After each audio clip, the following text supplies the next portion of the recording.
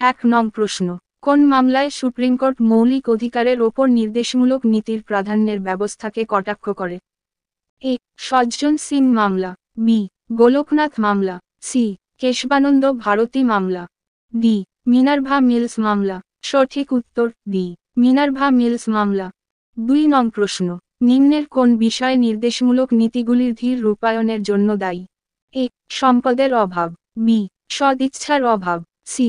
দেশের বিশালতা, ডি. উপরিউক্ত সব বিষয়গুলি। সঠিক উত্তর ডি. উপরিউক্ত সব বিষয়গুলি।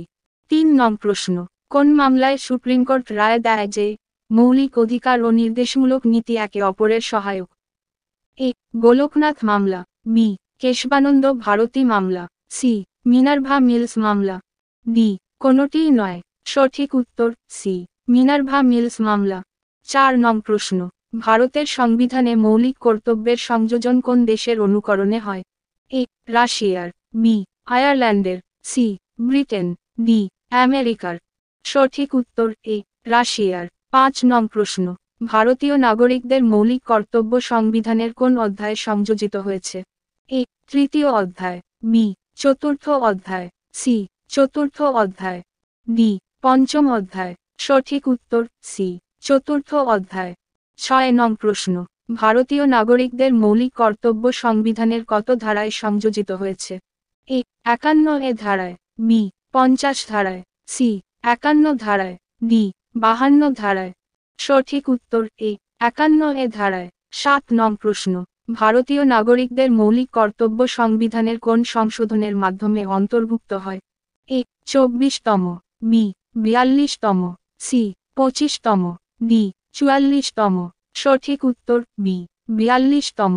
8 নং প্রশ্ন, বর্তমানে ভারতীয় নাগরিকদের মৌলিক কর্তব্যের সংখ্যা কটি? এ. 8টি, বি. 7টি, সি. 10টি, ডি. 11টি। সঠিক উত্তর ডি. 11টি। 9 নং প্রশ্ন, ভারতীয় নাগরিকদের মৌলিক কর্তব্য সংবিধানে সংযোজিত হয়? এ. 1952 খ্রিস্টাব্দে, বি. 1976 খ্রিস্টাব্দে, সি. 1978 খ্রিস্টাব্দে, ডি. 1979 খ্রিস্টাব্দে। সঠিক উত্তর বি. 1976 খ্রিস্টাব্দে। 10 নং প্রশ্ন, সংবিধানে মৌলিক কর্তব্য অন্তর্ভুক্ত করার কারণ হল? এ. মৌলিক অধিকারের অপব্যবহার রোধ করা, বি.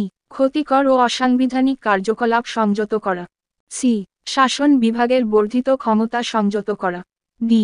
মৌলিক অধিকারকে অর্থবহ করা। সঠিক উত্তর বি.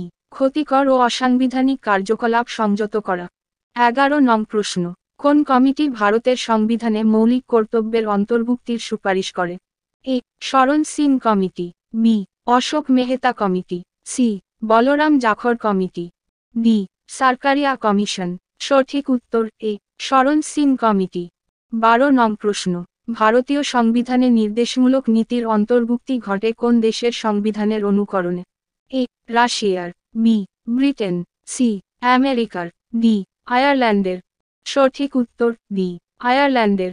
13 নং প্রশ্ন, ভারতীয় সংবিধানের কত থেকে কত অনুচ্ছেদে নির্দেশমূলক নীতিগুলি অন্তর্ভুক্ত হয়েছে? এ. 5 থেকে 11 অনুচ্ছেদে, বি. 1 থেকে 4 অনুচ্ছেদে, সি. 36 থেকে 51 অনুচ্ছেদে, ডি. 12 থেকে 35 অনুচ্ছেদে। সঠিক উত্তর সি. 36 থেকে 51 অনুচ্ছেদে। 14 নং প্রশ্ন, ভারতের সংবিধান কেন্দ্রের শাসন বিষয়ক ক্ষমতা অর্পণ করেছে? এ. রাষ্ট্রপতিকে, বি. প্রধানমন্ত্রীকে, সি. কেন্দ্রীয় মন্ত্রিসভাকে, ডি. সুপ্রিম কোর্টকে। সঠিক উত্তর এ.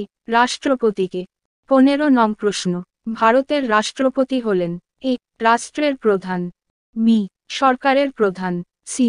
রাষ্ট্র ও সরকার উভয়েরই প্রধান, ডি. কোনটিই নয়। সঠিক উত্তর এ. রাষ্ট্রের প্রধান। 16 নং প্রশ্ন, ভারতের রাষ্ট্রপতি নির্বাচিত হন? এ. জনগণ দ্বারা, বি. সংসদের উভয় কক্ষের সদস্যদের দ্বারা, সি. সংসদ ও রাজ্য আইনসভার নির্বাচিত সদস্যদের দ্বারা, ডি. লোকসভার নির্বাচিত সদস্যদের দ্বারা। সঠিক উত্তর সি. সংসদ ও রাজ্য আইনসভার নির্বাচিত সদস্যদের দ্বারা। 17 নং প্রশ্ন, রাষ্ট্রপতি নির্বাচনে নির্বাচন প্রার্থীর নাম প্রস্তাবিত হতে হয়? এ. 50 জন নাগরিক দ্বারা, বি. 5 জন লোকসভার সদস্য দ্বারা, সি. 5 জন রাজ্যসভার সদস্য দ্বারা, ডি 50 জন নির্বাচক দ্বারা। সঠিক উত্তর ডি 50 জন নির্বাচক দ্বারা। 18 নং প্রশ্ন, রাষ্ট্রপতির নির্বাচন পরিচালনা করে? এ লোকসভার অধ্যক্ষ, বি প্রধানমন্ত্রীর অফিস, সি ভারতের নির্বাচন কমিশন, ডি সুপ্রিম কোর্ট। সঠিক উত্তর সি ভারতের নির্বাচন কমিশন। 19 নং প্রশ্ন, রাষ্ট্রপতির নির্বাচনে প্রতিদ্বন্দ্বিতা করার জন্য কোনো প্রার্থীর ন্যূনতম বয়স হতে হবে? এ 25 বছর, বি 35 বছর, সি 30 বছর, ডি 28 বছর। সঠিক উত্তর বি 35 বছর। 20 নং প্রশ্ন, রাষ্ট্রপতি 5 বছরের জন্য নির্বাচিত হন? এ সেদিন থেকে যেদিন তিনি নির্বাচিত হন, বি সেদিন থেকে যেদিন তিনি কার্যভার গ্রহণ করেন, সি সেদিন থেকে যেদিন নির্বাচনের বিজ্ঞপ্তি জারি হয়, ডি সংসদ যেদিন নির্ধারণ করে সেদিন থেকে। সঠিক উত্তর বি সেদিন থেকে যেদিন তিনি কার্যভার গ্রহণ করেন।